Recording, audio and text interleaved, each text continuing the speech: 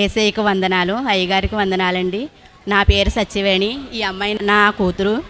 మేము ద్వారపూడి నుంచి వచ్చామండి. ఈ అమ్మాయికి పెళ్ళి 10 సంవత్సరాలు అయిందండి. వెంటనే బాబు పుట్టాడండి. మళ్ళీ 10 సంవత్సరాల దాకా పిల్లలు లేరండి. పిల్లల కోసం అయ్యగారి దగ్గరికి వచ్చాము, ప్రార్థన చేయించుకున్నాము. 7 నెలలు వస్తామని అనుకున్నాం. 6వ నెల వచ్చామండి. అందరికీ 2వ నెల 3వ నెల అని చెప్తున్నారు సాక్ష్యం. ఏసయ్య నేను ఇప్పుడు చెప్పాలి సాక్ష్యం అని అనుకుంటున్నాను.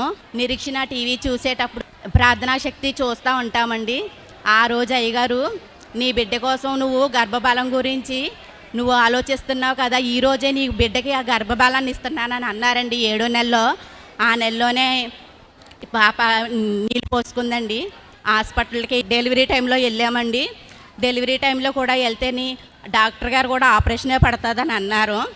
నా దగ్గర తైలం బాటిల్ ఎప్పుడూ ఉంటుందండి.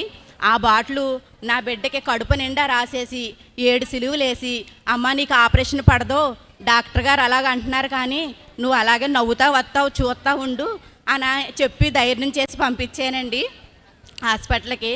ఇలా నా బిడ్డకి తీసుకెళ్ళిన వెంటనే బల్ల మీద పడుకోబెట్టగానే నా బిడ్డకి ఎవరో తోసినట్టు అనిపించిందంటండి లోపల. ఇలా ఆపరేషన్కి వెళ్ళిన మనిషిని ప్రీ డెలివరీ చేసుకుని తీసుకొచ్చారండి. ఇదేనండి నా సాక్ష్యం. ఈ చిన్న సాక్ష్యం దేవుడు దీవించును గాక.